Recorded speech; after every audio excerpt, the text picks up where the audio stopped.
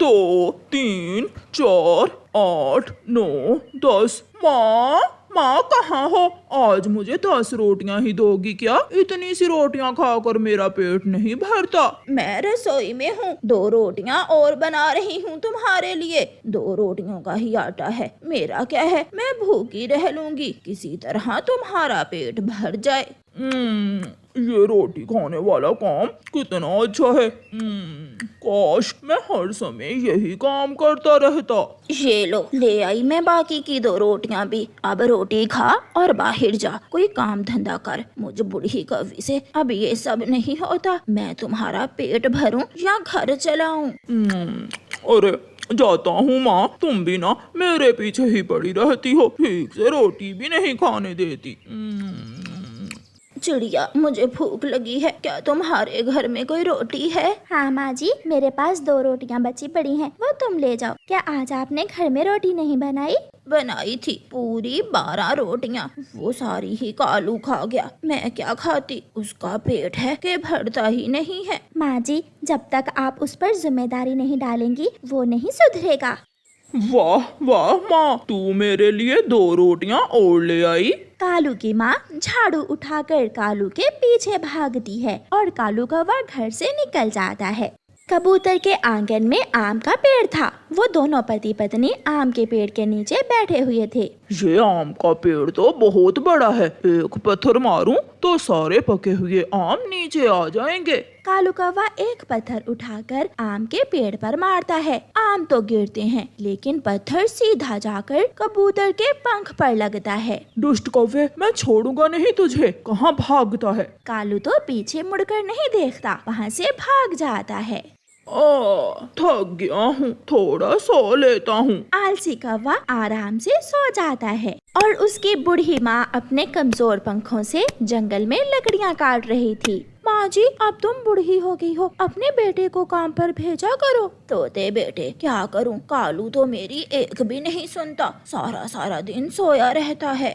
शाम के बाद कालू कौवा उठ जाता है और वहाँ से उड़ता है। बुलबुल के ठेले पर पक्षी बैठे समोसे खा रहे थे। कौवे के मुंह में पानी आ जाता है। किसी तरह मुझे एक समोसा चुराना होगा। ये सोचकर कालू कौवा बुलबुल के पास जाता है। बुलबुल बुलबुल, मेरी दूर की नजर थोड़ी कमजोर है, मुझे देखकर बताओ वो सामने क्या है? वहाँ वहाँ दूर। कहाँ कौवे, मुझे तो कुछ दिखाई नहीं दे रहा। जब बुलबुल दूसरी तरफ देख रही होती है तो कौवा बुलबुल का समोसा चुरा कर भाग जाता है। दुष्ट कौवे, रुको रुको, मैं अभी बताती हूँ तुम्हें।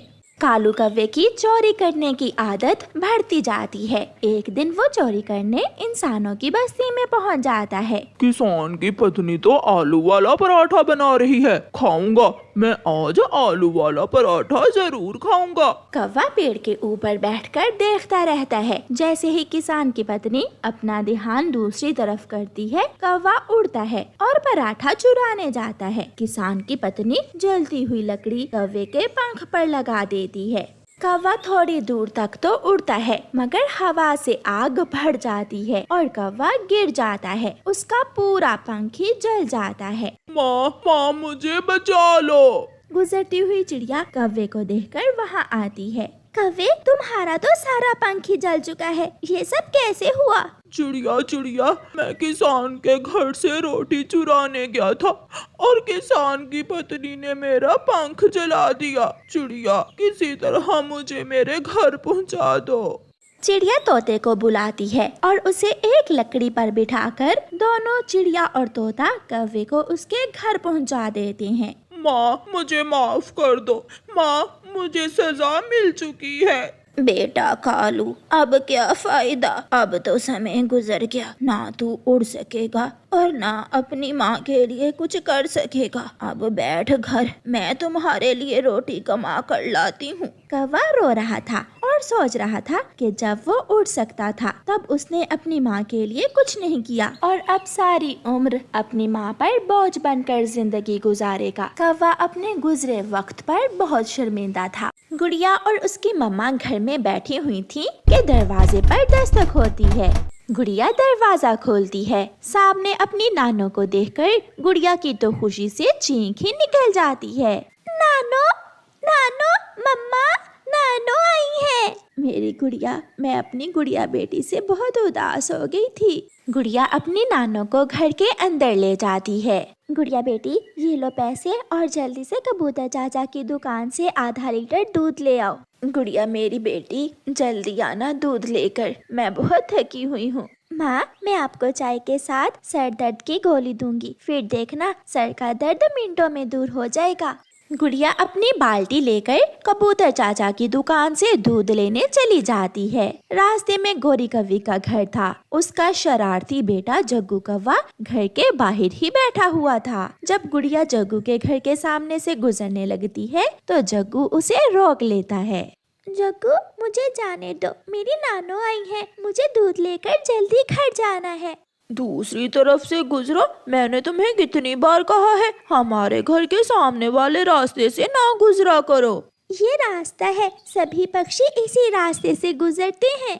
मम्मा, मम्मा जल्दी बाहर आए, देखें छोटी चिड़िया की बेटी हमारे घर के सामने से गुजर रही है। जग्गू की मम्मा तो जग्गू से भी 2 पंख आगे थी। वो बाहर आती है। तेरी चोटी मरोड़ दूंगी मैं, चल चल वापिस हो और दूसरे रास्ते से जाओ। मम्मा ने कहा है कि किसी झगड़ालू पक्षी से उलझकर समय जाया नहीं करना, वरना मैं यहीं से गुजरकर दिखाती आपको। ऐसा कहते हुए गुड़िया दूसरे रास्ते से चली जाती है। अंकल, ये लो पैसे और मुझे आधा लीटर दूध दे दें। कोई आया है क्या इस समय? अंकल, मेरी नानो आई है। फिर कबूतर गुड़िया को बाल्टी में दूध डाल देता है।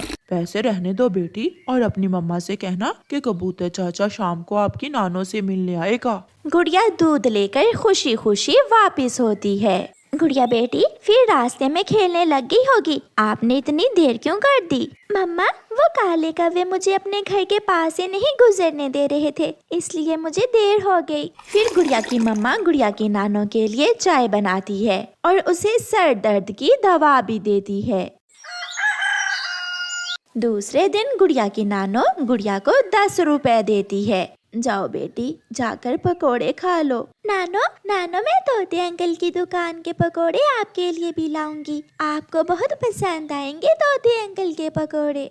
गुड़िया जाती है। वो तोते अंकल की दुकान से पकोड़े लेती है। वो आधे पकोड़े खा लेती है और आधे पकोड़े अपनी नानो के लिए घर लेकर जाती है। रास्ते में फिर से शरारती जग्गू कौवा गुड़िया को रोक लेता है। इस लिफाफे में क्या है? तुम्हें क्या, मैं क्यों बताऊं तुम्हें? मुझे पता चल गया, खुशबू तो चाचा मिट्ठू के पकौड़ों की आ रही है। ऐसा कहते हुए जग्गू गुड़िया से पकोड़े छीन लेता है। गुड़िया रोने लग जाती है। गंदा गंदा, तुम हर समय मुझे ही क्यों तंग करते हो? किसी और से जाकर पंगा लो। मगर जग्गू कौवा वहाँ से भाग जाता है। चुप कर जाओ बेटी, मैं नहीं उन कौवों से लड़ सकती, वो बहुत बुरे हैं। मगर उस जग्गू के बच्चे ने मेरी नानो के पकोड़े मुझसे छीन लिए। गुड़िया बेटी, चिंता ना करो, अब हम दोनों मिलकर उस शरारती कौवे को सबक सिखाएंगी। गुड़िया अपनी नानो के साथ चील की मिठाई की दुकान पर जाती है। नानो, आज तो जग्गू कौवा याद ही करेगा। देखती जाओ बेटी, वो जग्गू कौवा अब दोबारा तुमसे कोई चीज छीन कर नहीं खाएगा। चील दी, हमें 10 रुपए की जलेबी दे दो। गुड़िया की नानो चील से 10 रुपए की जलेबी लेती है और उस पर लाल मिर्ची डालती है। थोड़ी और नानो, थोड़ी और डालो। ये मिर्ची बहुत तीखी है, जो एक बार चख लेगा 2 दिन तक मुंह का स्वाद कड़वा ही रहेगा। फिर गुड़िया और उसके नानो जग्गू के घर के रास्ते पर जाती हैं। जग्गू, देखो गुड़िया और उसकी नानो आ रही हैं। मम्मा, मैं अभी रोकता हूँ गुड़िया को जाकर। जग्गू जाता है और गुड़िया का रास्ता रोक लेता है।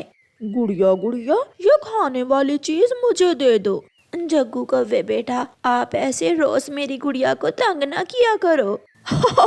मैं बहुत तेज उड़ सकता हूँ, अगर मैं ये जलेबी छीनकर भाग जाऊँ तो तुम मुझे पकड़ नहीं सकती हो। अगर नहीं विश्वास तो देख लें।